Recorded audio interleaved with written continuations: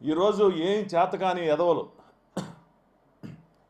కొంతమంది పార్టీ కోసం పనిచేయటం తెలవదు, ఏదో ఒక విధంగా ఎదటివాడి మీద బురద జల్లి లబ్ధి పొందాలనే ఆలోచన తప్పితే నేను ఛాలెంజ్ చేస్తున్నా.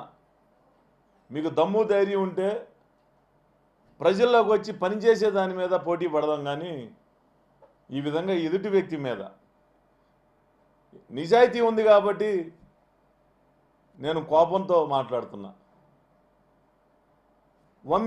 వంశీతోటి కొడాలి నానితోటి నాకు సంబంధాలా మీరు ఎవరైతే మాట్లాడుతూ ఉన్నారో మీకు సంబంధాలు ఉండుంటాయి, కానీ నాకైతే సంబంధాలు లేవు. ఇదే మీడియా సాక్షిగా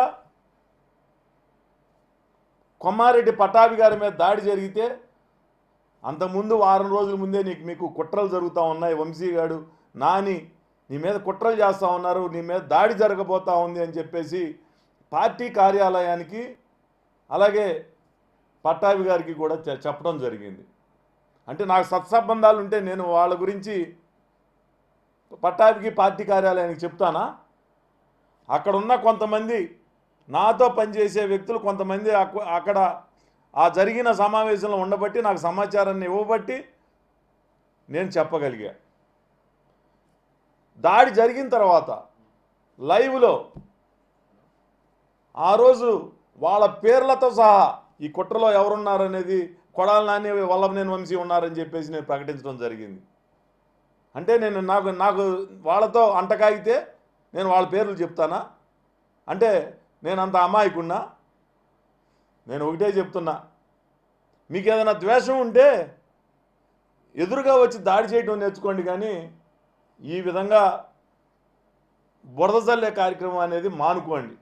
నిజంగా మీకు పోటీ చేయాలా లేకపోతే నా మీద ద్వేషంతో నా మీద బురద చల్లాలో అనుకుంటే అది వేరే విధంగా తీర్చుకోండి తప్పితే అధిష్టానానికి తప్పుడు సంకేతాలు పంపించడం. నా పిల్లల మీద ప్రమాణం చేసి చెప్తున్నా, నేను కొడాలి నాని అనే వ్యక్తిని ప్రత్యక్షంగా ఈ 5 సంవత్సరాల్లో ఒక్కసారి కూడా చూడలా, ఒక్కసారి కూడా ఫోన్లో మాట్లాడలా. వల్లభనేని వంశీతోటి ఒకసారి పెళ్లిలో కలవటం జరిగింది, 1-2 సార్లు ఫోన్లో మాట్లాడటం జరిగింది.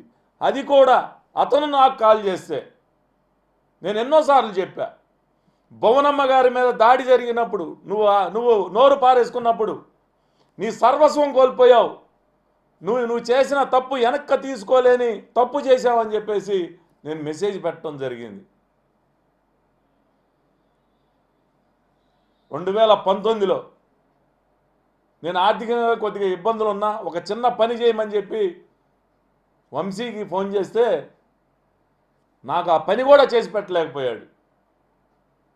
1-2 సార్లు ఫోన్ చేస్తే ఇసుక్కున్నాడు.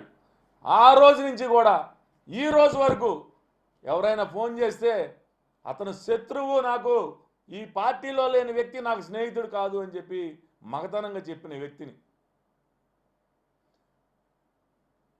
ఈ విధంగా నా మీద దుష్ప్రచారాలు చేసి మీకు ఏదైనా లబ్ధి పొందాలి అని ఉంటే నేనే వచ్చి అధిష్టానం దగ్గర చెప్తాను కావాలంటే.